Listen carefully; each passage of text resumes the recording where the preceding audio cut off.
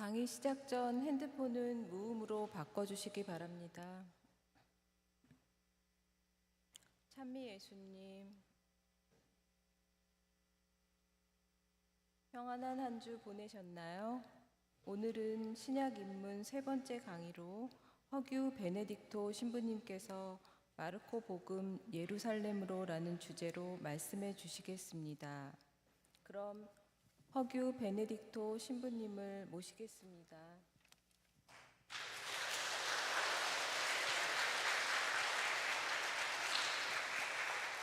안녕하세요.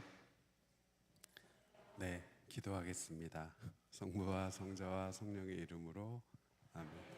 하늘에 계신 우리 아버지, 아버지의 이름이 거룩히 빛나시며 아버지의 나라가 오시며 아버지의 뜻이 하늘에서와 같이 땅에서도 이루어지소서. 오늘 저희에게 일용할 양식을 주시고 저희에게 잘못한 일을 저희가 용서하고 저희 죄를 용서하시고 저희를 유혹에 빠지지 않게 악에서 구하소서. 아멘. 성부와 성자와 성령의 이름으로 아멘. 안녕하세요. 예, 오늘 세 번째인가요? 그렇군요. 네. 한 7번쯤 온 것 같은데 아직 3번밖에 아직 많이 남았네요. 예.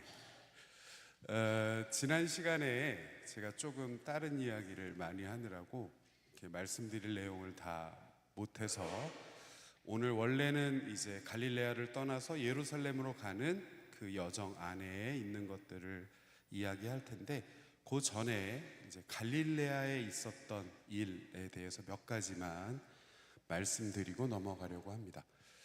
자, 우선 복음서 안에 보면 예수님의 가르침 중에 가장 중요한 것 중에 하나는 비유입니다. 그래서 마르코복음 4장에 보면 예수님께서는 그들이 알아들을 수 있을 정도로 많은 비유로 말씀하셨다. 비유를 들지 않고서는 그들에게 말씀하지 않으셨다라고 이야기할 정도로 비유라고 하는 것은 예수님의 가르침 중에서 가장 특징적인 형태입니다.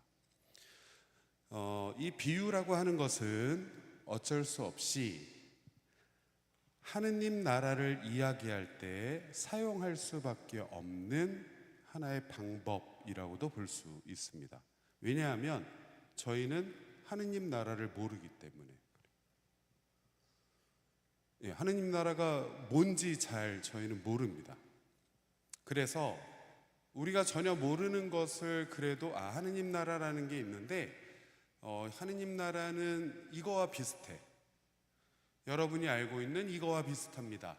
이렇게 얘기하는 방식이 비유이기 때문에 예수님께서는 특별히 하느님 나라와 관련된 것은 항상 비유로 말씀하셨다. 이렇게 이야기합니다. 또 이 비유라고 하는 것은 어떤 특징이 있냐면 하느님 나라를 우리에게 비유로 알려주려면 이 비유를 드는 사람은 둘 다 알아야 합니다.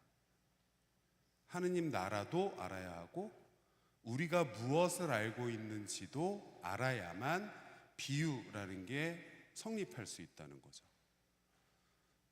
그 하느님 나라를 모르는 사람이 비유를 들 수 없습니다.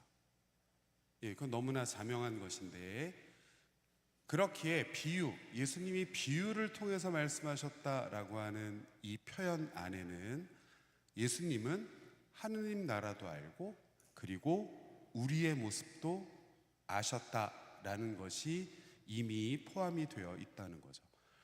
그래서 어쨌거나 예수님은 하느님 나라에 대해서 이야기를 하고 이 하느님 나라는 우리가 알지 못하기 때문에 비유를 통해서만 알아들을 수 있는 거죠. 다만 비유를 통해서 알아듣는 하느님 나라는 하느님 나라 전체이기보다는 하느님 나라가 가지고 있는 어떤 특징들, 하느님 나라의 특성들 이런 것들에 대해서 비유로 많이 이야기될 수밖에 없습니다. 자, 우선 비유로 나오는 여러 가지 예수님의 가르침 중에 복음서에 보시면 씨 또는 씨앗과 관련된 비유가 있습니다. 그리고 공관복음서에는 이 씨 또는 씨앗과 관련된 비유가 3개 있어요. 우리 신자분들이 가장 많이 아실 수 있는 비유는 씨 뿌리는 사람의 비유입니다. 어떤 사람이 씨를 뿌리러 나갔다. 이해되세요, 이거? 이해되세요? 왜냐하면 우리랑은 좀 다르거든요. 우리는 씨를 뿌리지 않습니다. 예, 우리는 어떻게 해요? 예, 우리 예전에 이렇게 우리 쌀이 주식이고 중요한 나라에서는 예, 씨도 심는 게 아니라 싹을 틔워서 예, 모를 가져다 심죠. 우리나라는 뿌리지 않습니다. 우린 다 심어요. 근데 이스라엘은 뿌려요. 예, 실제로 지금도 그렇게 농사를 짓는다고 합니다. 그래서 밭을 한번 갈고 거기 이렇게 씨를 이렇게 뿌리고 또 밭을 갈고 놔두면 알아서 크는 거죠. 자, 어쨌거나 씨 뿌리는 사람의 비유라고 하는 것이 있고, 두 번째는 겨자씨의 비유입니다. 겨자씨는 어느 씨앗보다 작지만 그 씨가 자라서 어느 복음서에선 나무라고 그러고 어느 복음서에선 풀이라고 하는데 사실은 풀에 가깝죠. 예, 나무는 아닙니다. 근데 이 겨자씨는 실제로 1.5m, 2m 정도까지 자랄 정도로 꽤 많이 크는 식물인 거죠. 그래서 실제로 이스라엘 같은 데 가보시면 이제 그러다 보니까 새들이 와서 거기 앉아 있고 그런 모습도 있습니다. 나무는 아니지만 그래도 풀 중에 꽤 큰 풀이라는 거죠. 어느 씨앗보다 작지만 이 씨가 자라서 나무가 되면 새들이 와서 깃든다. 이것도 하느님 나라에 관한 비유입니다. 여기서 말하고 싶은 건 뭘까요? 이 짧은 겨자씨의 비유에서 여기서 하느님 나라의 어떤 특성을 말하고 싶은 걸까요? 어느 씨앗보다 작지만 자라면 어느 나무보다, 어느 풀보다 더 크게 자란다.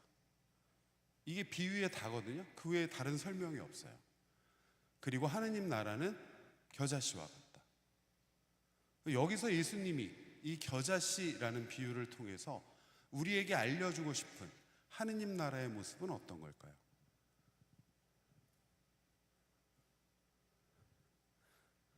뭘까요? 네? 이루어지고 많은 이에게 도움을 주고 좋다. 확대, 확장성.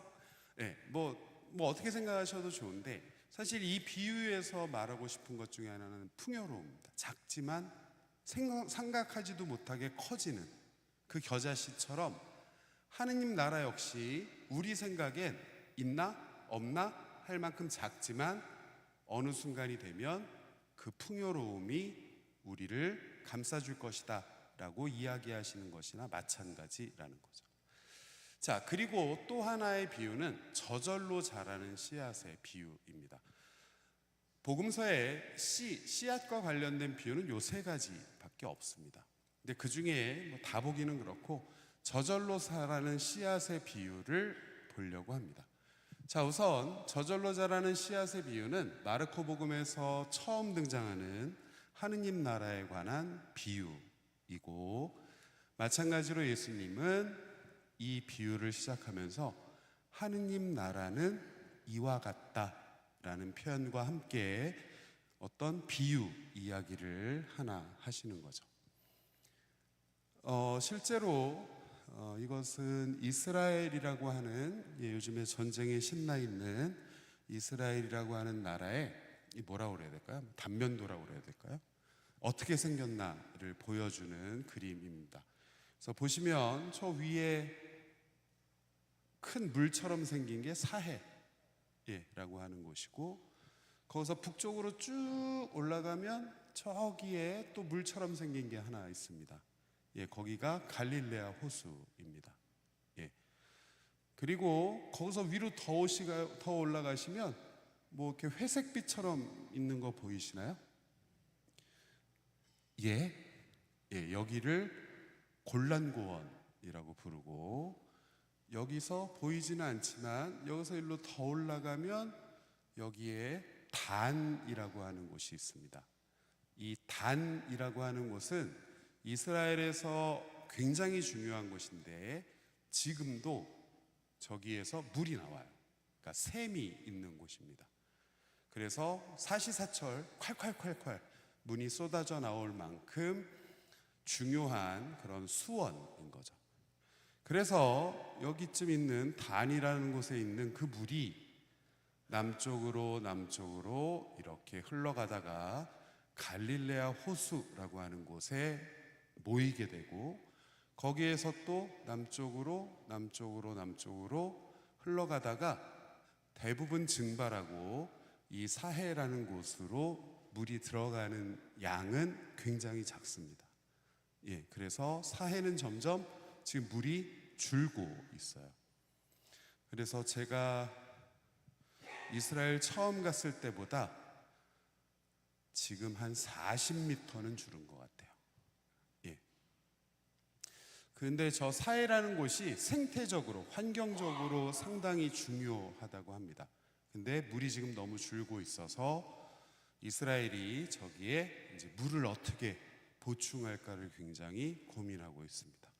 또 사해가 물이 주는 중요한 이유가 또 하나 있어요. 물이 증발해서 그렇기도 하지만 저 물이 자꾸 없어지는 중요한 이유가 있습니다. 혹시 뭔지 아세요? 우리 그 전 세계 여성들의 미모를 위해서 진흙을 자꾸 퍼가서 그래서 물이 줄기도 합니다.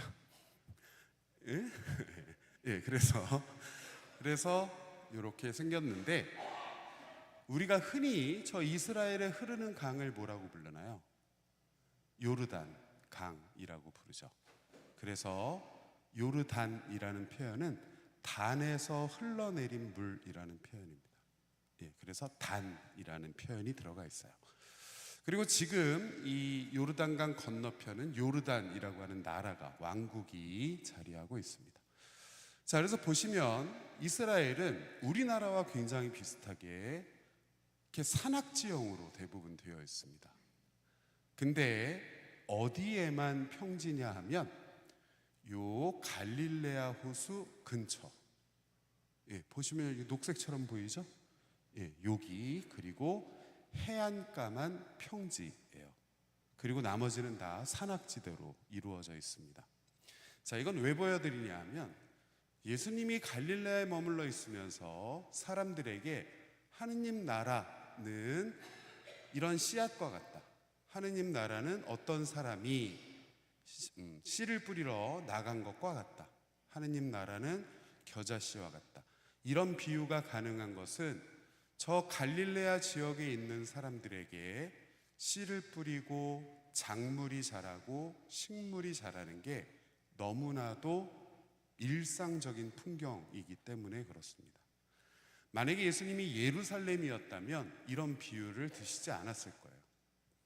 근데 저곳에는 여전히 지금까지도 평야가 자리하고 있고, 그곳에서 워낙 많이 농사를 짓기 때문에 그런 이유에서 예수님이 갈릴레아에 머물러 계시는 동안 씨와 관련된 비유를 많이 이야기하시는 거죠.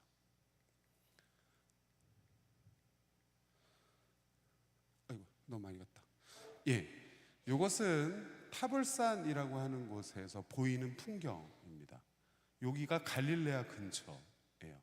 그래서 지금도 이스라엘 사람들이 먹는 밀 중에 70%를 생산한다라고 말할 정도로 곡창지대이고 저런 평야가 굉장히 넓게 펼쳐져 있습니다.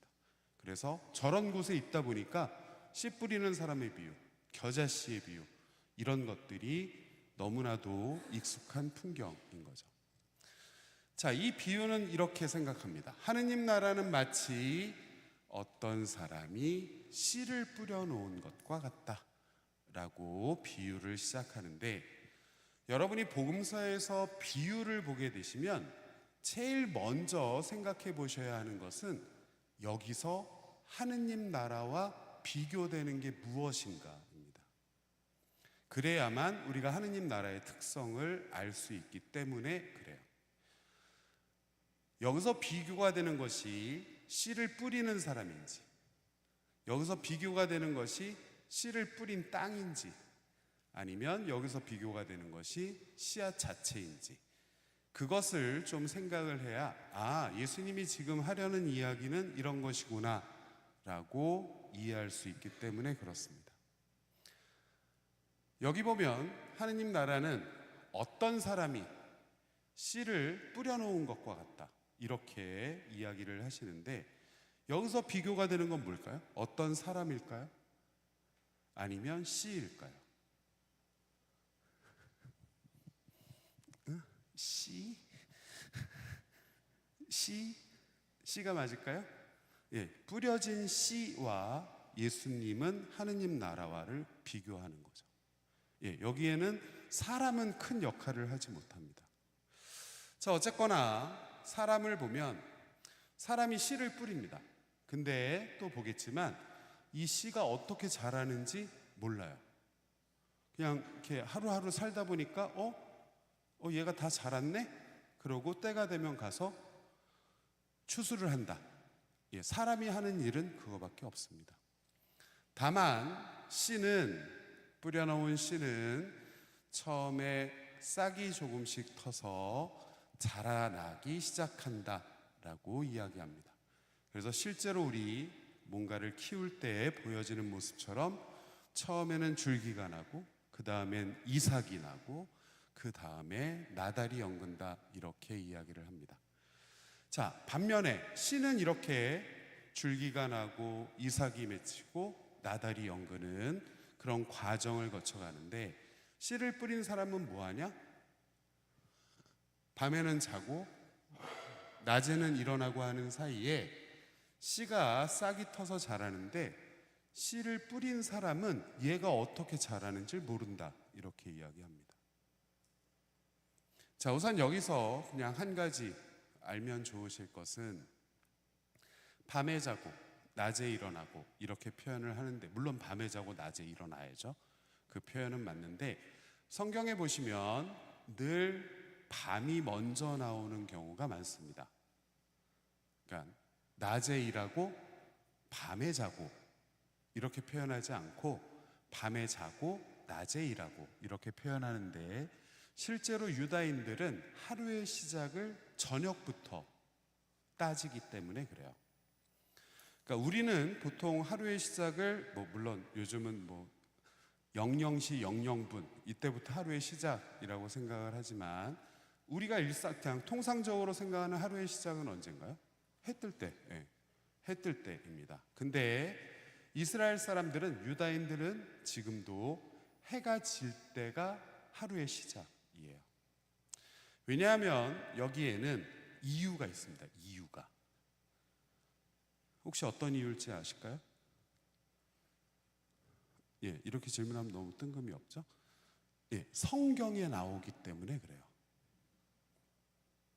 그래서 그거를 충실히 따르기 위해서 저녁을 하루의 시작으로 삼습니다. 성경 중에 어디를 보시면 되냐 하면 창세기 1장에 보시면 하느님이 첫째 날 빛이 생겨라 하고 말씀하시자 빛이 생겼다, 이렇게 이야기합니다. 그리고 보시니 좋았다.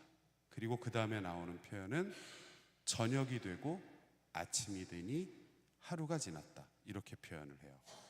그래서 그 창세기에 나오는 표현에 따라서 유다인들은 지금도 전통적으로 저녁을 하루의 시작으로 삼습니다. 왜? 창세기에 아침보다 저녁이 먼저 나오기 때문에 그렇습니다.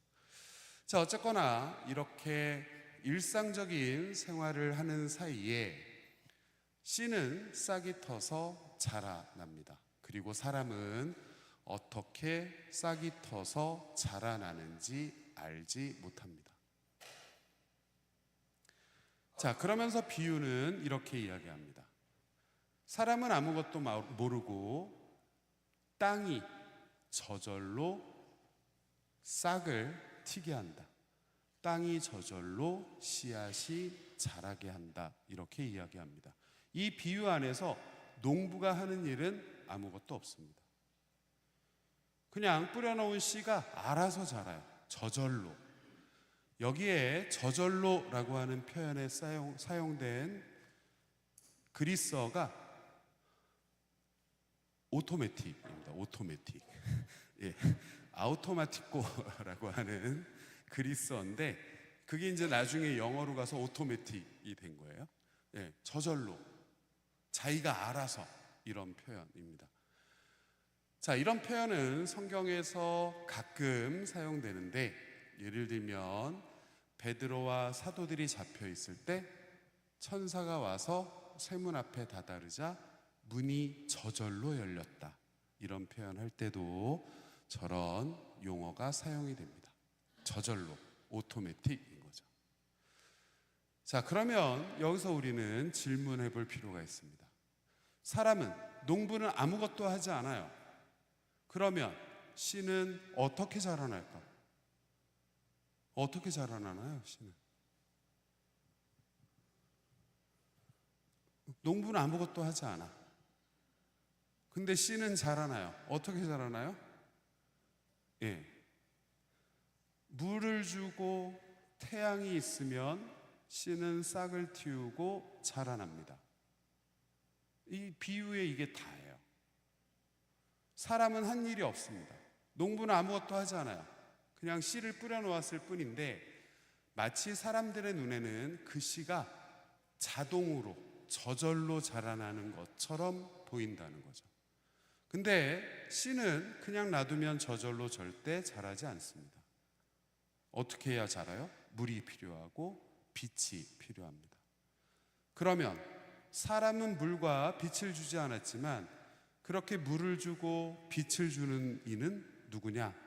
하느님이라고 말하는 것이나 마찬가지죠.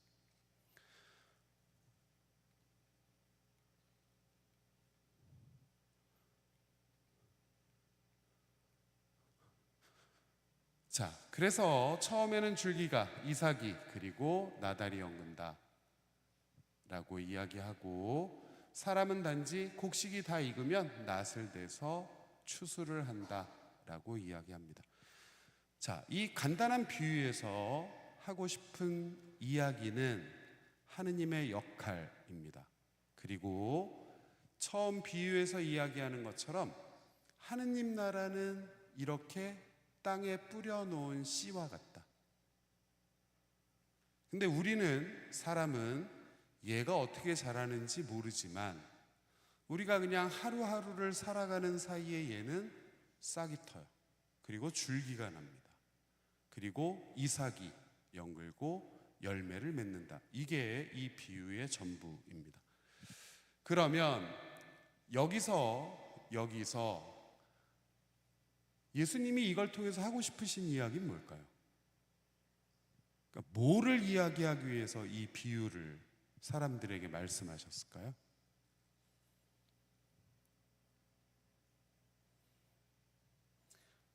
여기서 하느님 나라와 비교가 되는 것은 씨앗이라고 말씀드렸습니다. 우리는 얘가 어떻게 자라는지 몰라요, 사람은. 이 비유는 무엇에 관한 비유냐면 우리는 하느님 나라가 우리 안에 있다는 걸 모릅니다. 왜 모르냐? 우리는 그냥 일상의 우리의 것을 하느라 바빠요. 근데 마치 우리가 아무것도 하지 않아도 들에 뿌려놓은 씨들이 자라서 꽃도 피고 열매도 맺는 것처럼 하느님 나라 역시 우리가 모르는 사이에 그렇게 조금씩 우리 안에서 커져간다는 비유입니다. 그래서 하느님 나라가 가지고 있는 특성 중에 우리는 아무것도 하지 않지만 하느님 나라는 우리가 모르는 사이에도 우리 안에서 자라나고 있고 커지고 있고 그리고 완성을 향해서 나가고 있다라고 하는 것을 말하기 위해서 예수님은 이 비유를 드는 거죠. 그래서 제자들이 또는 우리가 이해하지도 못하고 하느님 나라 어디 있어요? 이렇게 말할 수 있지만 이미 하느님 나라는 우리 안에서 시작되었고 그 하느님 나라는 점점 완성을 향해서 나아가고 어느 날 마치 농부가 제가 언제 자라서 곡식이 열렸지? 하고 놀라는 것처럼 하느님 나라는 우리 안에서 그렇게 완성될 것이다 라는 걸 말하는 게 이 저절로 자라는 씨앗의 비유입니다. 자, 그래서 물론 미래의 일이지만 우리도 하루하루 그냥 우리의 일상을 살아가는 그 가운데 하느님 나라는 여전히 우리 안에서 자라나고 있다라는 걸 예수님은 강조하고 싶은 거죠. 그것이 저절로 자라는 씨앗의 비유가 담은 의미입니다. 자, 이렇게 예수님은 비유를 통해서 하느님 나라 전체는 아니지만 하느님 나라는 이렇다라는 걸 우리에게 알려주시는 것이고, 그런 의미에서 복음서에 나오는 예수님의 비유는 중요할 수밖에 없습니다. 자, 그래서 나중에 비유 한번 읽어보시면 좋을 것 같고, 두 번째로 말씀드리려고 하는 것은 예수님의 기적 중에 5,000명을 먹이신 기적입니다.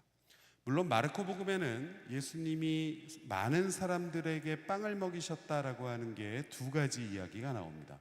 하나는 5,000명을 먹이신 기적이고 하나는 4,000명을 먹이신 기적이에요. 자, 우선 이 5,000명을 먹이신 기적 이야기, 우리 흔히 오병이어라고도 부르는 그것과 관련된 이야기인데, 이 5,000명을 먹이신 기적 이야기는 4개의 복음서에 똑같이 들어있습니다. 그리고 약간 등장인물이 다르기는 하지만 그럼에도 불구하고 이야기의 흐름은 똑같아요.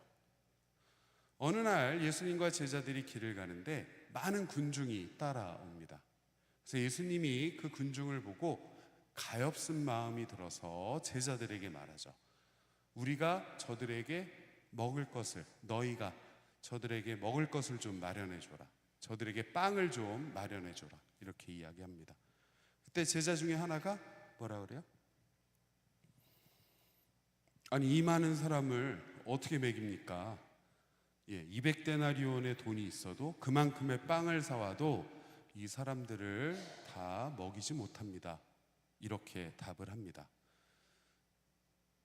근데 그 옆에 있는 제자가, 스승님, 근데 여기 어떤 애가 빵 5개와 물고기 2마리를 가지고 있는데 이거 별로 소용이 없겠죠? 이렇게 이야기를 하죠. 그 예수님이 그 아이를 불러서 빵 5개와 물고기 2마리로 거기 있는 사람들을 모두 먹게 했고, 그들이 먹다 남은 걸 모았더니 12광주리에 가득 찼고, 빵을 먹은 사람은 장정만, 남자들만 5,000명이었다. 이 내용이에요. 이 내용은 마테오, 마르코, 루카, 요한까지 똑같습니다. 자, 우선 5,000명을 먹이신 이 기적 이야기가 4개의 복음서에 전부 다 들어있다는 건 뭘 의미하냐면 그만큼 당시의 사람들에게는 중요한 사건이었다는 의미입니다. 제가 첫 시간에 역사 이야기하면서 그 얘기 잠깐 드렸을 거예요. 지난 시간에 했구나. 예수님 30년쯤 돌아가셨다라고 말씀드렸잖아요. 그리고 첫 복음서 마르코 복음서는 70년쯤 기록되었다. 40년의 시간 차이가 있다. 그래서 우리가 40년 전 몇 월 며칠에 무슨 일이 있었는지 명확하게 기억하지 못하는 것처럼 제자들도 비슷했다라고 말씀드렸어요. 다만 중요한 사건들, 아니면 예수님이 부활하신 이후에 이게 예수님이 말씀하셨던 그 가르침의 의미였구나, 이렇게 깨달은 사건들이 복음서에 기록되었다라고 말씀을 드렸습니다. 이 5,000명을 먹이신 기적 이야기가 4개의 복음서에 공통적으로 들어있다는 것은 그만큼 당시의 사람들에게는 중요한 사건이었고 그만큼 당시의 사람들에게는 나중에 깨달음을 준 사건이라는 뜻이기도 합니다. 그래서 내보험서에 공통적으로 들어있는 이야기가 그렇게 많지 않습니다. 예수님의 십자가 죽음과 부활, 그 외에 많은 이야기가 똑같이 들어있지는 않은데 이 5천 명을 먹이신 기적 이야기는 거의 똑같이 4개의 복음서에 똑같이 들어있다는 거죠.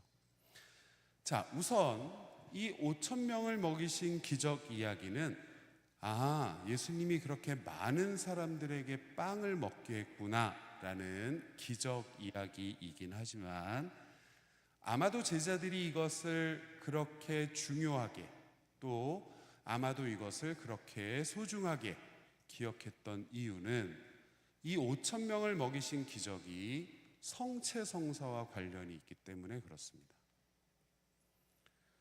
이건 무슨 의미냐면 어느 날 아마 예수님이 제자들과 함께 길을 가다가 실제로 이런 일이 벌어졌을 겁니다. 그리고 아마 제자들은 와, 우리 스승님 훌륭하다 하고 했을 거예요.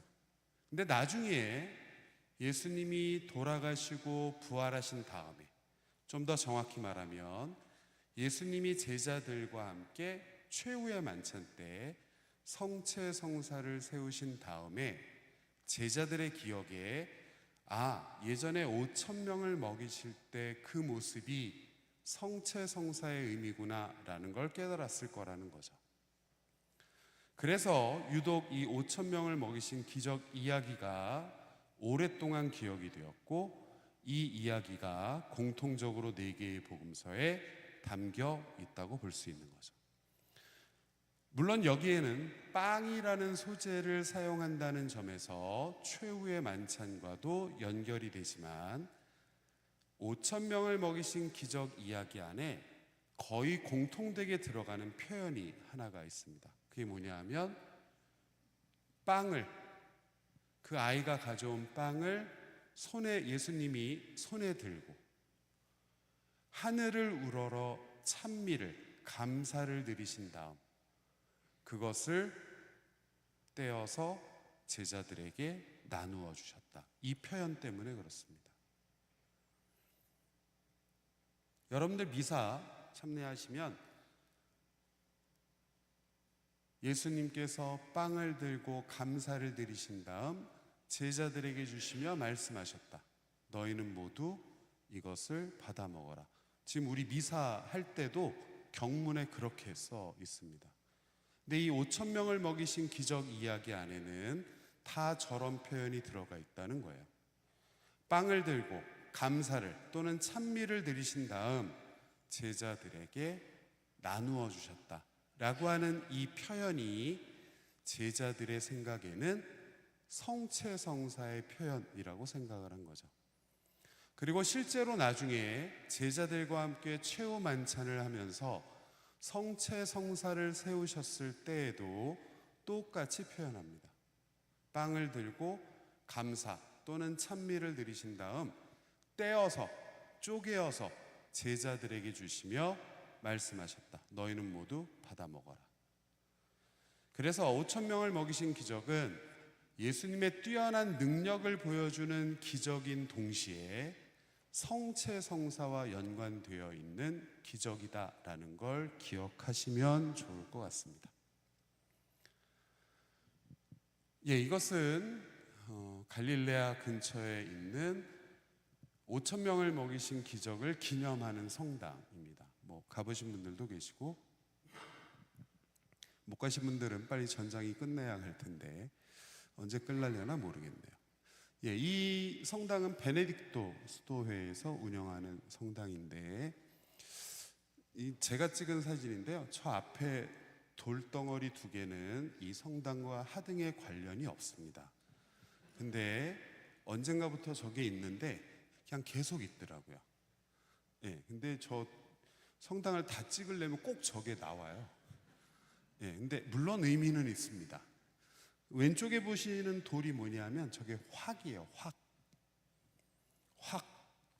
이거 말고 그 포도를 이렇게 해서 즙을 내는 수확할 때 쓰는 확이라고 전통적으로 불렀던 그 돌인데에 언제부턴가 저걸 갖다 놨더라고요.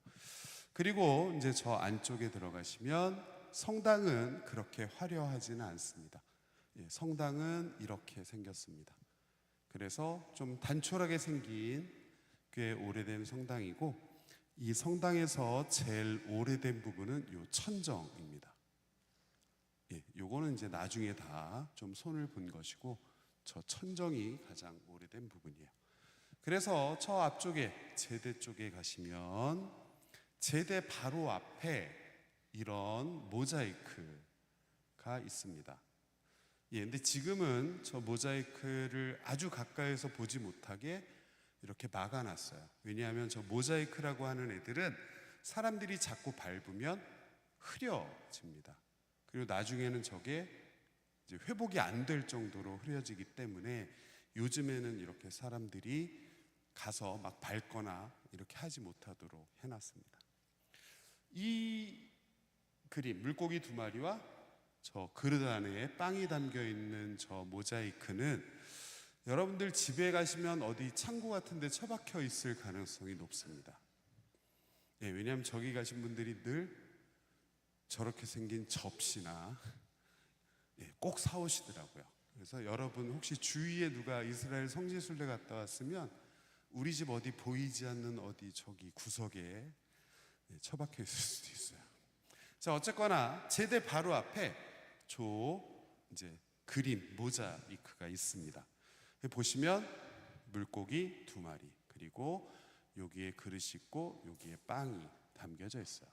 근데 여기 보이는 빵은 몇 개인가요? 예, 4개밖에 없습니다. 하나, 둘, 셋, 넷. 오병이어잖아요. 예, 근데 왜 빵이 4개밖에 없을까요? 먹어서. 예. 이 답은 꼭 나오더라고요. 제가 여러 번 강의를 했는데 이 답은 꼭 나와. 먹어서. 그리고 또 하나 늘 나오는 답이 있어요. 밑에 깔려서. 이 2가지 답은 예, 서울 아닌 딴 데 가서 해도 이 답이 나오더라고요. 먹어서, 깔려서. 그래서 4개밖에 안 보인다. 뭐 그럴 수도 있죠. 근데 여기에는 사실 이 모자이크를 한 사람이 누구인지 모릅니다. 예, 예전에 해놓은 거기 때문에 어떤 작가가, 어떤 예술가가 저 제대 앞에 저 모자이크를 했는지 몰라요. 근데 저 그림에는 꽤 생각보다 큰 의미가 담겨져 있습니다. 빵이 하나 없잖아요. 먹었거나 깔려 있는 게 아니라면 빵이 하나가 부족해요. 그러면 저거를 만든 사람은 성경을 잘못 읽어서 4개만 그렸을 거냐? 아닙니다. 저기에는 분명 어떤 의도가 숨어 있어요. 뭘까요? 제대 위에 그 저기 신부님 미사할 때 보라 할 때 빵 보여주니까 없을 때, 미사 없을 때, 미사 없을 땐 거기 딴 거 이렇게 하나 놔뒀다가 미사하면 치우고 이렇게 하나? 네, 사실 이거를 명확하게 답하실 수 있으면 다음 주부터 안 오셔도 돼요. 하산하셔도 괜찮습니다. 누구 가슴 속에? 내가 보는 사람의 마음 안에, 보는 사람의 마음 안에 빵이 하나 있다. 뭐 그것도 뭐 나름 멋있는 답입니다. 감실에, 감실에. 저 감실에 빵 몇 개 있는지 아세요? 모르죠? 비슷하게 가고 있어요. 그러니까 빵 하나 어디 갔을까? 감실에. 빵 하나 어디 갔을까? 우리 마음에. 빵 하나 어디 갔을까?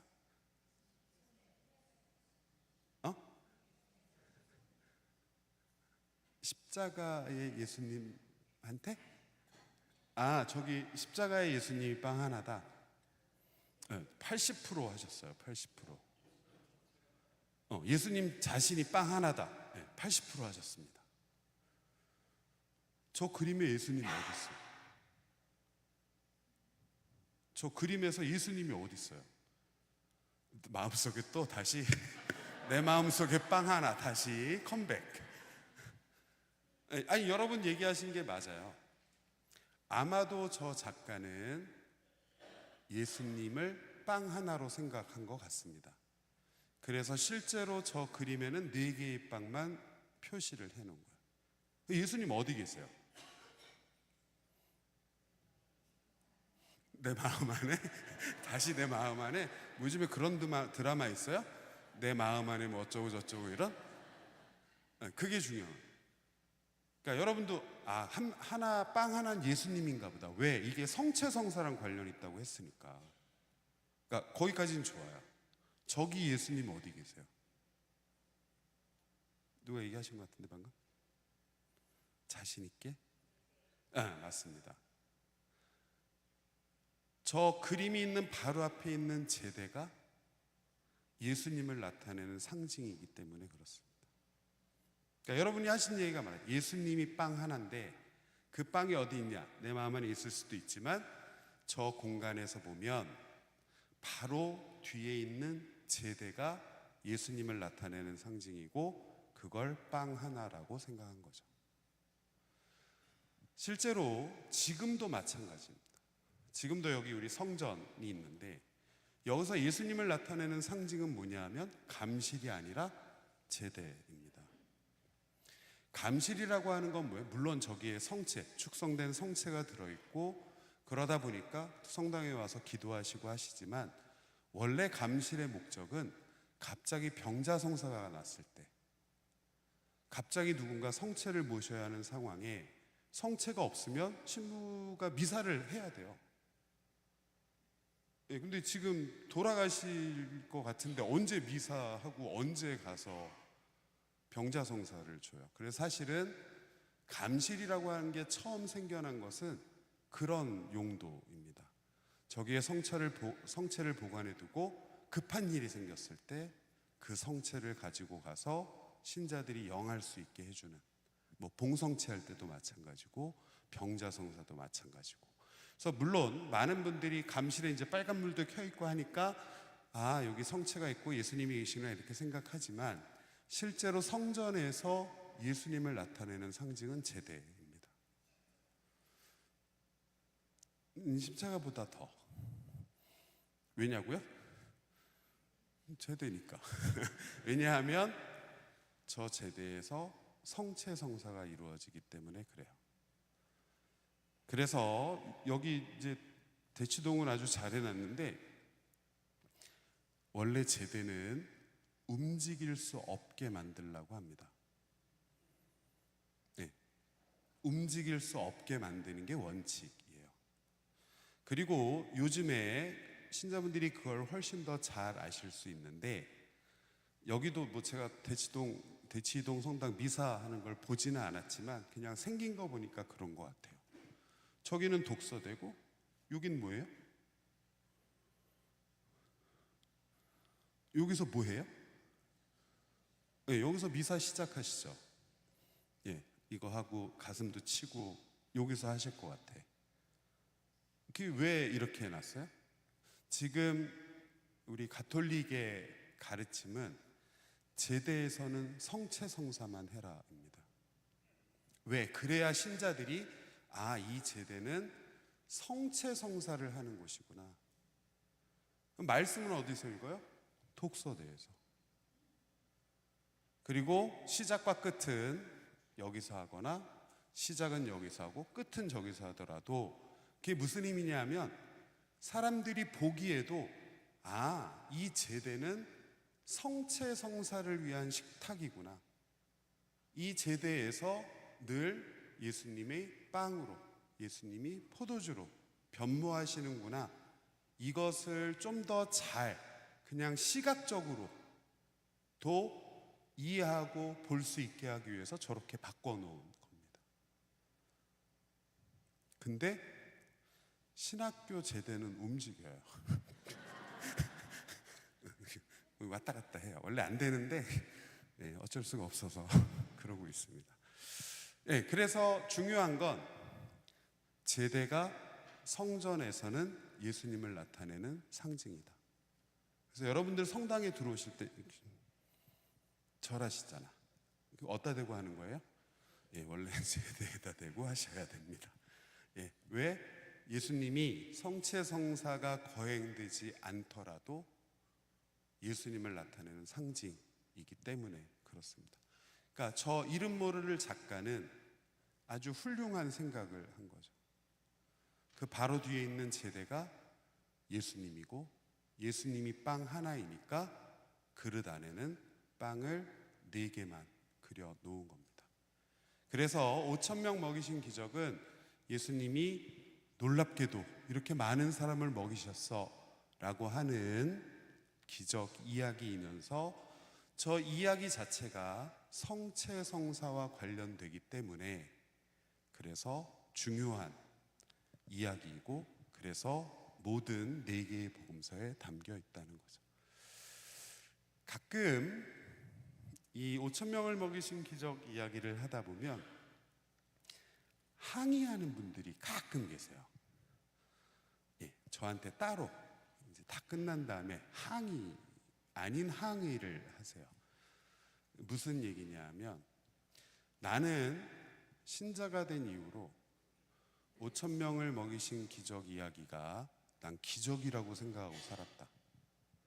근데 우리 신부님이 기적이 아니라더라. 이렇게 항의를 하세요. 이건 무슨 의미냐면 혹시 여기 계신 신부님들도 그렇게 강론을 하셨을지는 모르겠으나 이런 내용입니다. 이 5,000명 먹이신 기적은 여러분들 글도 그러잖아요. 우리 어디 놀러 가거나 멀리 가면 간식 엄청 싸우잖아. 자기 그 가방 안에 이것저것 간식 다 싸우잖아요. 근데 이것도 그런 거예요. 이렇게 사람들이 모여서 이렇게 있는데 예수님 빵 5개 가지고 이렇게 하니까 사람들이 자기 거 주섬주섬 꺼내서 나누어 먹기 시작했고 그렇게 해서 이렇게 된 거다. 이렇게 설명할 때가 있어요. 예, 있습니다. 예, 근데 이건 잘잘못을 이야기하는 건 아닌데 신부님들이 가끔 이 복음을 그렇게 설명해 줄 때가 있어요. 근데 이렇게 되면 어떤 의미가 좀 더 강조되는 거예요? 기적이라기보다는 나눔이라고 하는 게 좀 더 강조가 되는 거죠. 왜 그러면 이렇게 설명을 하냐 하면 우리는 지금 현대 우리 전부는 저런 기적 이야기를 들으면 제일 먼저 뭘 궁금해하냐면 어떻게를 궁금해합니다. 어떻게 예수님이 빵 5개로 5,000명을 먹였나요?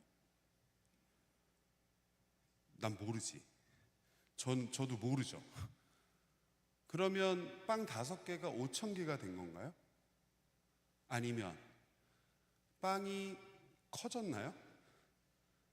아니면 누군가 한 입 베어 먹으면 또 생기고 이렇게 해서 먹은 건가요? 이런 걸 되게 궁금해 하세요. 네, 실제로도. 이제 그러다 보니까 그런 궁금증을 해소하려다 보면 이런 설명을 하게 됩니다. 그래서 이 나눔도 기적이다.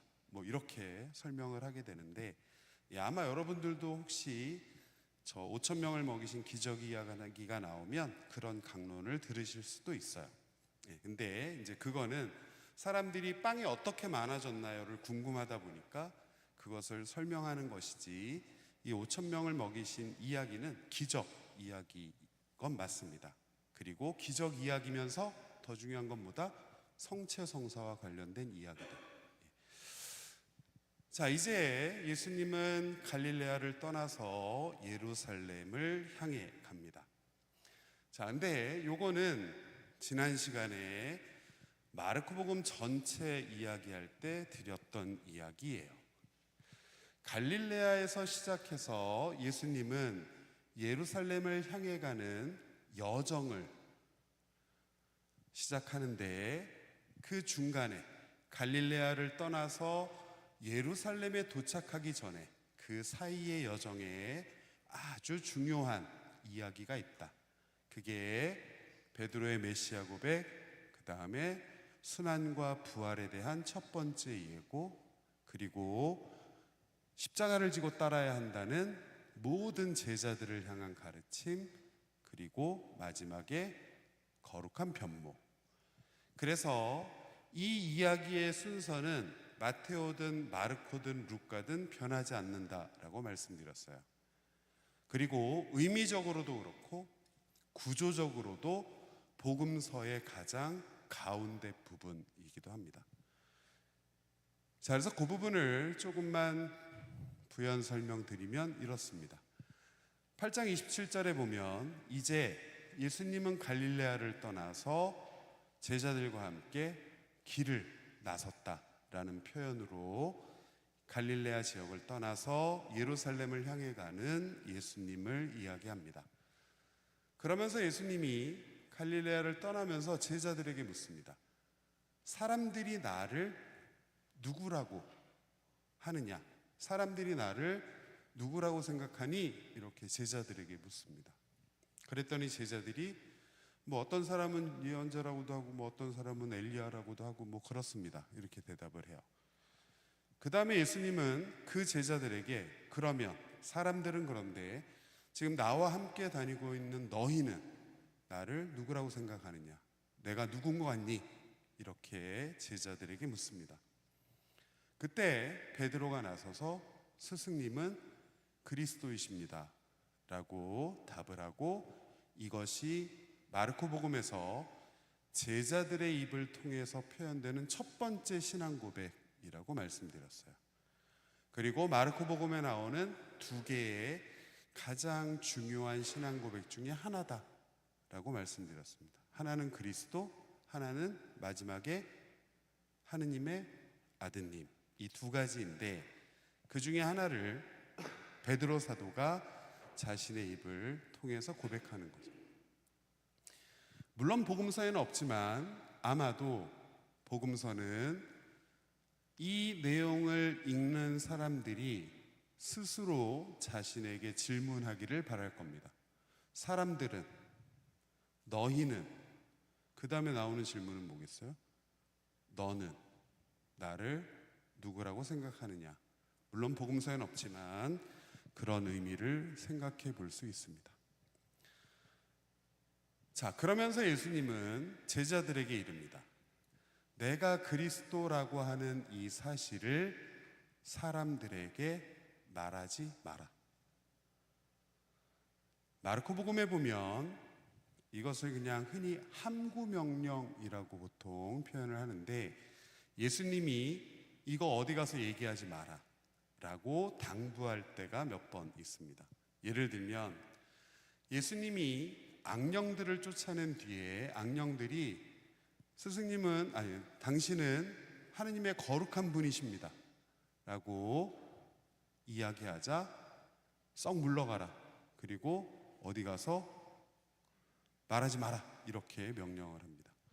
또 병자들을 치유하신 후에도 이 사실을 다른 사람들에게 알리지 말라라고 하는 경우가 있습니다. 또 지금 저희가 보고 있는 구절이나 나중에 거룩한 변모 사건 때에도 제자들을 향해서 이 사실을 다른 사람들에게 말하지 마라 라고 당부하는 내용이 나와요.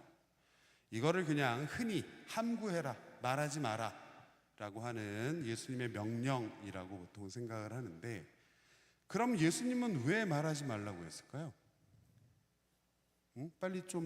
빨리빨리 얘기하고 다녀가지고 좀 이렇게 하면 더 좋을 것 같은데 예수님은 그것을 사람들에게 말하지 마라 이렇게 이야기합니다. 이것은 사실 아직까지도 명확한 답이 없는 문제입니다. 학자들도 이래서 말하지 말라고 하신 거다라고 명확한 답을 잘 못 찾아요. 다만 지금까지 학자들이 생각하는 건 이렇습니다. 모든 사람들은 각자가 예수님이 그리스도구나, 예수님이 우리의 구원자구나 라는 것을 깨달아야만 합니다. 그러니까 누가 나한테 얘기해줘서가 아니라 내가 직접 예수님은 나의 구원자다라는 사실을 깨달을 필요가 있는데, 그것을 사람들이 깨닫는 결정적인 때가 언제냐 하면 예수님의 죽음과 부활이에요. 그때가 되면 모든 사람은 아니지만 많은 사람들이 저분은 메시아였구나, 저분은 그리스도였구나 라고 깨닫게 되는데, 그때까지 유보하라라는 것으로 보통 이해를 합니다.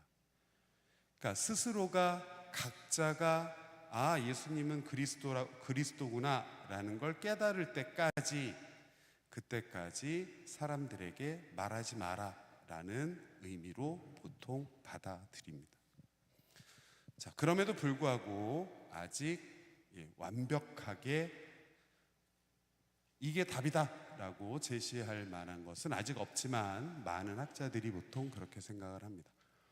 자, 그러자 예수님은 제자들에게만, 지금 당신과 함께 다니고 있는 제자들에게만 처음으로 어떤 비밀을 하나 알려줍니다. 내가 이제 예루살렘을 향해 가는데 나 거기 가면 붙잡히고 매 맞고 십자가에 못 박혀서 죽고 부활할 거다.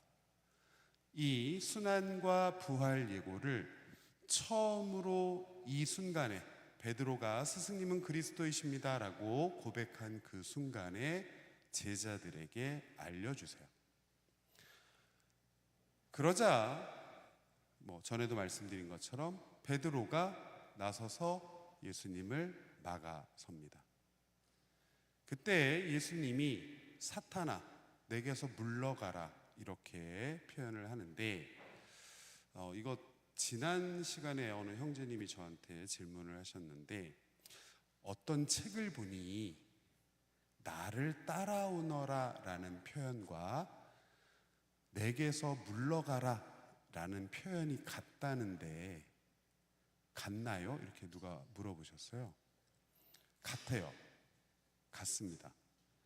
처음에 베드로를 예수님이 부르셨을 때 그 원래는 뭐라고 그랬어요? 제가 나를 따라오너라라고 이렇게 예쁘게 되어 있지 않고 나의 뒤로 이렇게 되어 있다고 그랬잖아요.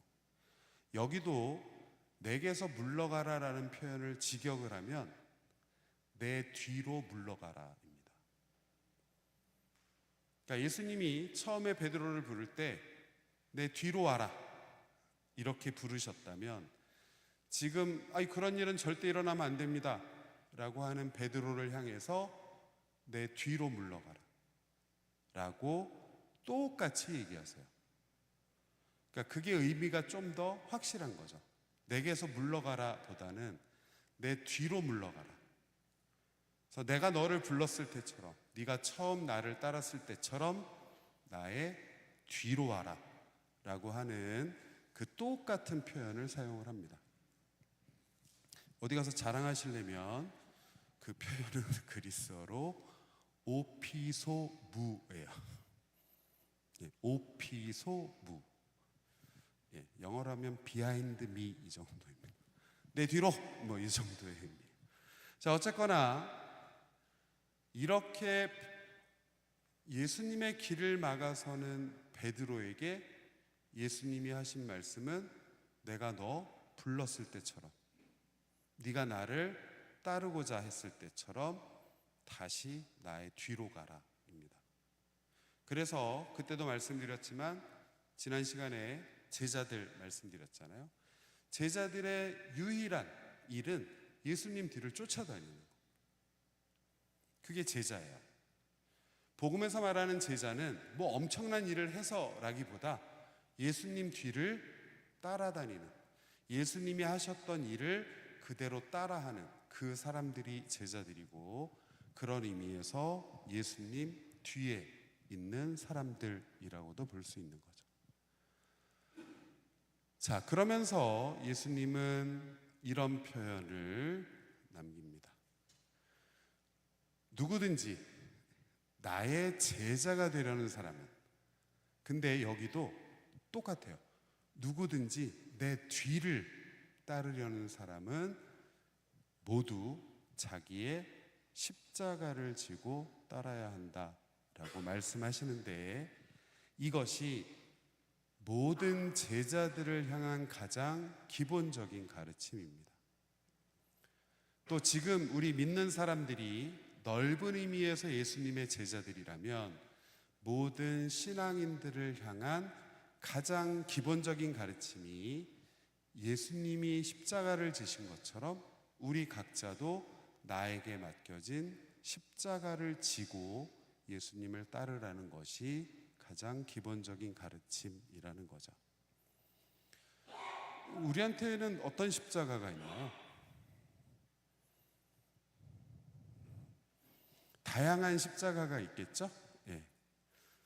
뭐가 제일 힘들까? 가족?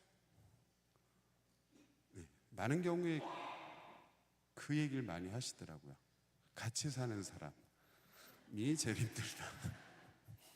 그럼 저 같은 사람은 십자가가 없어야 하지만 제게도 십자가가 있습니다. 예, 그래서 사람마다 아마 다 다를 것 같아요. 예, 그래서 나의 십자가는 뭘까? 예수님이 기꺼이 지고 따라오라고 하는 나의 십자가는 뭘까? 그런 것도 한 번쯤은 생각해 보시면 좋을 것 같습니다. 꼭 사순시기가 아니어도. 자, 그래서 예수님은 당신의 삶을 통해서 보여주신 것과 마찬가지로 그렇게 각자가 십자가를 지고 충실하게 예수님의 뒤를 따르기를 바라시는 거죠. 자, 그 다음에 나오는 이야기는 우리가 잘 알고 있는 거룩한 변모입니다. 그래서 베드로의 고백, 순환과 부활 예고, 그리고 제자됨의 가장 기본적인 가르침, 그리고 마지막이 거룩한 변모인데, 이 거룩한 변모 사건은 베드로가 고백했던 스승님은 그리스도이십니다 라고 하는 그 고백에 대한 응답의 성격을 갖는다라고 말씀을 드렸어요. 다른 말로 하면 베드로의 그 고백에 맞게 예수님은 아직 부활하시기 전이지만 그리스도의 모습을 미리 보여주는 사건이 거룩한 변모 사건입니다. 자, 그래서 예수님께서 베드로와 몇몇의 제자들만 데리고 산에 오르셨다, 이렇게 복음서는 이야기합니다. 근데 산 또는 높은 산, 이런 표현이 복음서에 나오면 99.99%의 학자들이 전부 다 뭘 생각하냐 하면 시나이 산을 생각합니다. 예, 예수님께서 산에 오르셨다, 이런 표현이 나오면 시나이 산의 모습인가, 이렇게 생각한다는 거예요. 왜냐하면 시나이 산에서 하느님이 모세에게 계명을 주죠. 그 모습을 많이 연상을 합니다. 자, 어쨌거나 예수님은 일부의 제자들과 산에 오릅니다. 그리고 산은 그것이 꼭 시나이 산이 아니더라도 하느님이 사람들에게 당신의 모습을 드러내 보여주는 전형적인 장소이기도 합니다. 그리고 산은 높잖아요. 그러니까 아주 단순하게 생각해도 하늘에서 가까운 곳이죠. 그러니까 하느님을 만나기에 가장 좋은 장소로 산을 생각하는 경우가 많습니다. 자, 여기서 우리가 아는 것처럼 예수님은 어느 마전장이도 하얗게 만들 수 없을 정도로 눈부시게 모습이 변하셨다. 아주 단순한 사건입니다. 근데 여기에 보면 복음서에서 이야기하는 하얗다라는 의미가 그냥 이렇게 새하얗다의 의미는 아니고요, 찬란하게 빛난다의 의미입니다. 그래서 그런 의미로 이해를 하시면 조금 더 좋을 것 같습니다.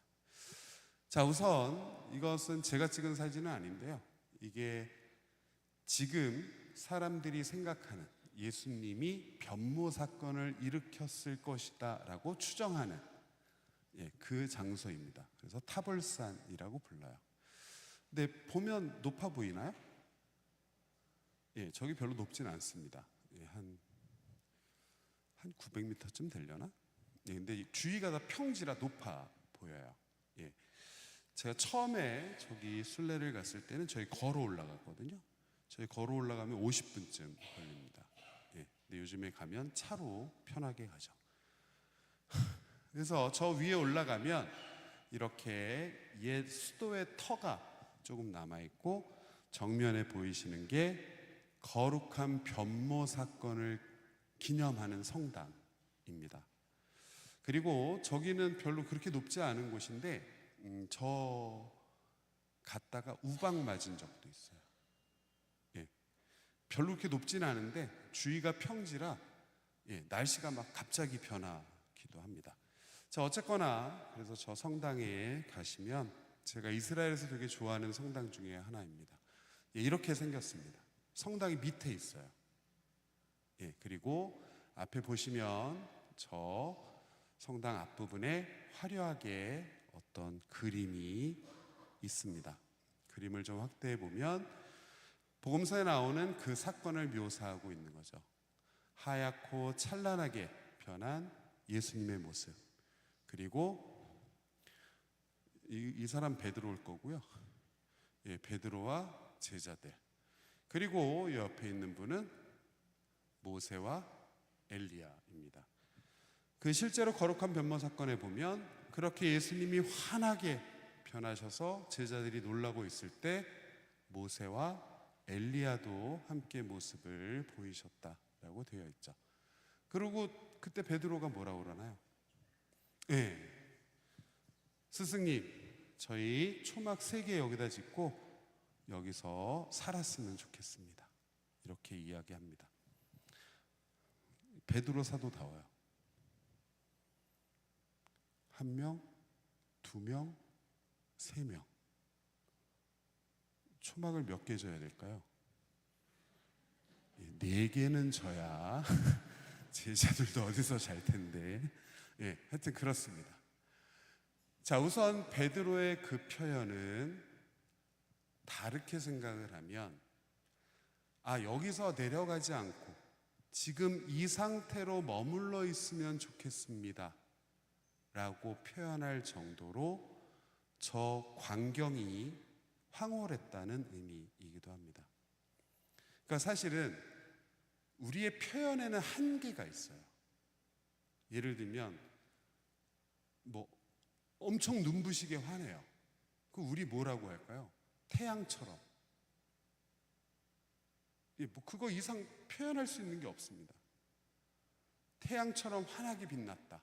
이거 외에는 더 이상 표현할 수 있는, 우리가 사용하는 언어로는 그 이상의 어떤 것을 표현할 수 있는 방법이 없다는 거죠.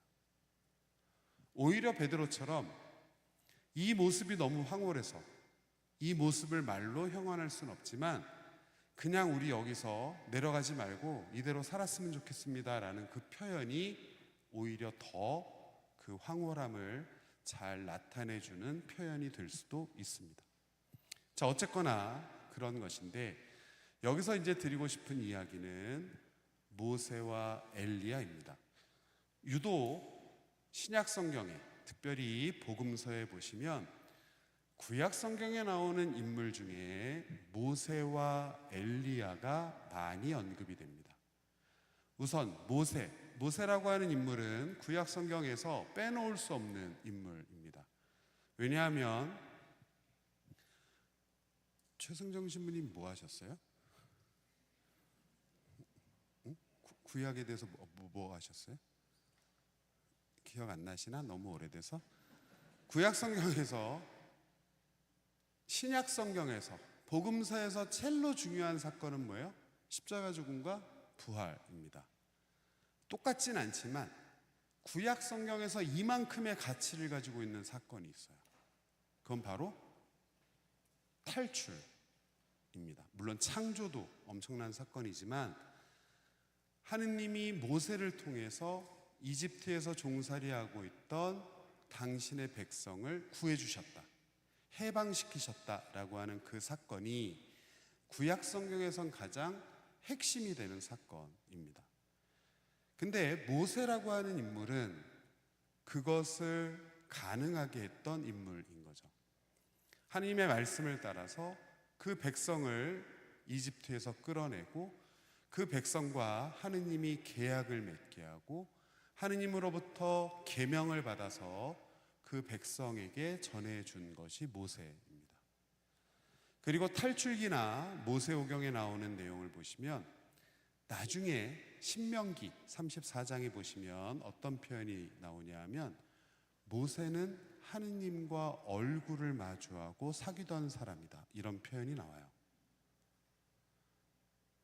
구약시대의 사람들은 하느님을 마주하면 죽는다고 생각했습니다. 근데 유일하게 모세에게만 모세는 하느님을 마치 친구처럼 그렇게 얼굴을 마주하고 대화하고 얼굴을 마주하고 사귀던 사람이다라고 평가를 합니다.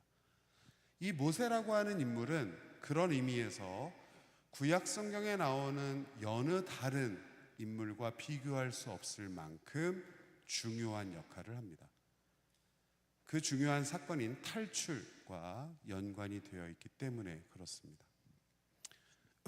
또 엘리야라고 하는 인물은 예언자 중에 하나인데 구약 성경에서 언급되는 예언자 중에 유일하게 죽지 않은 예언자예요.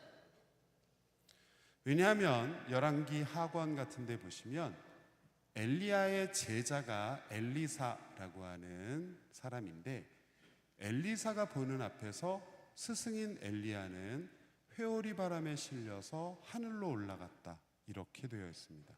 그러니까 이 지상에서 죽지 않은 예언자라는 거죠. 그래서 나중에 어떤 생각이 이스라엘 사람들 안에 자리하냐 하면 분명히 나중에 우리가 필요할 때, 분명히 나중에 우리가 도움을 필요로 할 때 하느님은 그 엘리야를 다시 우리에게 보내줄 것이다 라는 생각이 자리하게 됩니다. 그래서 모세와 엘리야는 구약 성경 중에서 중요한 인물이고, 그러다 보니까 신약 성경에서 가장 많이 언급되는 두 명의 인물이기도 합니다. 그래서 모세와 엘리야는 그런 의미에서 중요하다. 또 베드로는 스승님 여기에 초막을 짓고 그냥 이러고 살았으면 좋겠습니다 라고 이야기를 하는데, 여러분이 신약 성경에서 초막, 천막, 장막 이런 표현을 보시면 이 표현은 전부 다 무엇과 관련되냐면 광야 생활과 관련된 표현입니다. 광야 생활에서 무슨 일이 있었어요? 이집트를 탈출해서 이스라엘 사람들은 40년 동안 광야를 거쳐서 가나안 땅에 이르렀다라고 이야기를 합니다. 근데 여러분들 탈출기라는 성경의 두 번째 책을 읽어보시면 이집트를 탈출한 이후에 무슨 얘기만 나오냐 하면 말 안 들은 얘기만 나옵니다. 이집트 탈출하자마자 백성들이 처음에 만났던 어려움은 뭐였어요? 바다. 지금 도망가고 있는데 뒤에서 군대들이 쫓아오는데 앞에 물이 있어요. 바다가 있습니다. 못 가요. 어떻게 해야 돼 그럼? 맞서 싸우다 죽던가 헤엄쳐서 가다 죽던가 뭐 이런 거밖에 없어요. 그때 이스라엘 사람들은 뭘 하냐 하면 모세에게 항의합니다. 너 왜 대책도 없이 여기서 우리 다 죽게 만들어? 항의를 해요. 그럴 때마다 하느님이 이스라엘 백성에게 기회를 줍니다. 그래서 물을 가르고 마른 땅을 밟고 건너요. 그리고 뒤따라오던 군대들은 물에 잠겼다라고 이야기를 합니다. 이제 그러고 막 그러면 좋아합니다. 막 노래하고 하느님 감사합니다 찬양하고 좀 길을 가요. 광야를 좀 더 걸어가요. 광야라는 곳은 어떤 곳이냐면 사막과 거의 똑같습니다. 그런데 걸어가다 보면 어떻겠어요? 목이 말라. 싸운 물 다 마셨고 물이 없어. 그때도 이스라엘 백성은 뭐해요? 항의합니다. 모세에게 너 왜 물도 없는데 이런 데 데리고 와가지고 그냥 거기서 좀 편하게 있게나 놔두지, 항의합니다. 그때 하느님은 모세를 통해서 물을 마련해 줘요. 물 먹었어. 물 마셨어. 뭐가 필요할까? 배고파. 그때 또 이스라엘 백성은 뭐 하냐면 또 항의합니다. 모세한테 가서 야, 우리 이집트에서 노동할 때, 이집트에서 종살이 할 때 그래도 걔네가 삼시세끼는 줬는데 너 그냥 우리 거기서 밥 잘 먹게 놔두지 왜 이 험한 곳에 와서 우리를 굶겨 죽이려고 해? 따지기 시작합니다. 그때 하나님 뭘 해줘요? 만나를 줍니다. 빵 먹었어. 뭐가 생각나요? 고기가 생각나.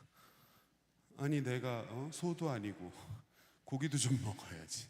또 항의해요. 그래서 하나님은 메추라기를 보내줍니다.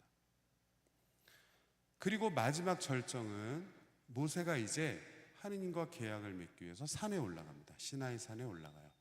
그리고 탈출기에 따르면 예수님과 비슷하게 40일 동안 산에서 단식하면서 하느님과 계약 맺을 준비를 합니다. 그리고 40일이 지난 다음에 하느님과 계약을 맺고 하느님이 준 계명판을 가지고 기쁜 마음에 내려와요. 내려왔더니 뭐 하고 있어요? 황금 송아지상을 만들어 놓고 뭐라고 표현하냐면 이 송아지님이 우리를 이집트에서 끌어내신 하느님이다 이렇게 표현합니다. 그게 우상숭배예요. 다른 신을 믿는 것도 우상숭배지만 이 송아지님이 우리를 이끌어 주신 분이야. 그게 바로 우상숭배입니다. 하느님 대신 다른 것을 경배하는 것. 그래서 모세가 화가 났어요. 그래서 딴 걸로 부셔야 되는데 계명판으로 부셨어. 계명판이 없어. 그럼 어떻게 해요? 또 산에 올라가서 첫 번째 거는 무효고 또 40일 단식하고 그리고 계명판을 받습니다. 탈출기 이야기 여기까지밖에 없어요. 제가 지금 탈출기 이야기 중에 안 좋은 것만 꼬집어서 말씀드리는 게 아니라 탈출기 이야기 여기밖에 없습니다. 그리고 제일 마지막 사건은 마사와 무리바라는 곳에서 또 이스라엘 백성이 항의합니다. 근데 이제 좀 많이 세련되졌어. 계속 하다 보니까 세련돼서 이제 어떻게 항의하냐 하면 모세한테 가서 멱살을 잡고 물을 내놔라 이렇게 이야기를 해요. 모세에게 그렇게 한다는 건 하느님에게 그렇게 한다는 이야기입니다. 그래서 나중에 구약 성경에 보면 너희의 종상들이 그날 마사에서 나에게 대들었다 이런 표현이 나옵니다. 탈출기 얘기 여기까지밖에 없어요. 제가 골라서 말씀드리는 게 아니라 이게 탈출기 내용에 다예요. 그러니까 광야 생활은 어떤 역사예요? 불순명의 역사입니다. 계속 항의하고 하느님 못 믿고 이런 역사인데 그 광야를 나타내는 상징이 초막이라는 거예요. 근데 시간이 지나서 그 후손들이 나중에 어떤 생각을 하게 되냐 하면 그 광야를 그리워합니다. 왜냐하면 우리 조상들이 비록 못된 짓을 저질렀지만 우리 조상들이 비록 하느님께 순명하거나 하느님을 충실히 믿고 따르지 않았지만 그래도 그때 하느님이 진짜 함께 있었구나. 우리 조상들이 이렇게 못되게 했었어도 정말 그때는 하느님이 우리 옆에서 함께 걸었던 때구나 라고 생각하게 됩니다. 그래서 후손들은 그 시기를 그리워해요. 다시 우리도 광야로 돌아가서 그렇게 하느님을 느끼면 좋겠다. 우리도 다시 광야로 가서 그렇게 하느님을 만나면 좋겠다 라는 생각을 갖게 되기 때문에 그 광야에서 실제로 있었던 일들은 전부 다 그런 일이지만 후손들은 그 시기를 그리워한다는 거죠. 그래서 초막, 장막, 천막 이런 표현은 제가 말씀드린 이 광야의 의미를 그대로 담고 있는 표현이 될 수 있습니다. 그래서 베드로도 저희 여기 초막을 짓고 광야에서 하느님이 그 이스라엘 사람들과 함께 하셨던 그 모습처럼 우리도 그냥 여기에 머물러 있으면 좋겠습니다 라고 이야기하는 것이나 마찬가지입니다. 예, 그래서 요 사건이 베드로가 예수님을 스승님이라고 고백하고 그것에 대한 응답처럼 예수님이 그리스도라는 모습을 보여준 이 사건이 복음서 가운데 있는, 중앙에 있는 가장 중요한 사건이고, 예, 이 사건의 흐름이 복음서 안에서는 바뀌지 않는다. 그만큼 중요하다라는 것을 기억해 두시면 좋겠습니다. 네, 오늘은 여기서 마치겠습니다. 강복 드려야 되죠? 강복 드리겠습니다. 성부와 성자와 성령의 이름으로 아멘. 주님께서 여러분과 함께 전능하신 천주 성부와 성자와 성령께서는 여기 모인 모든 이에게 강복하시어 길이 머물게 하소서. 주님을 찬미합시다. 성부와 성자와 성령의 이름으로 아멘.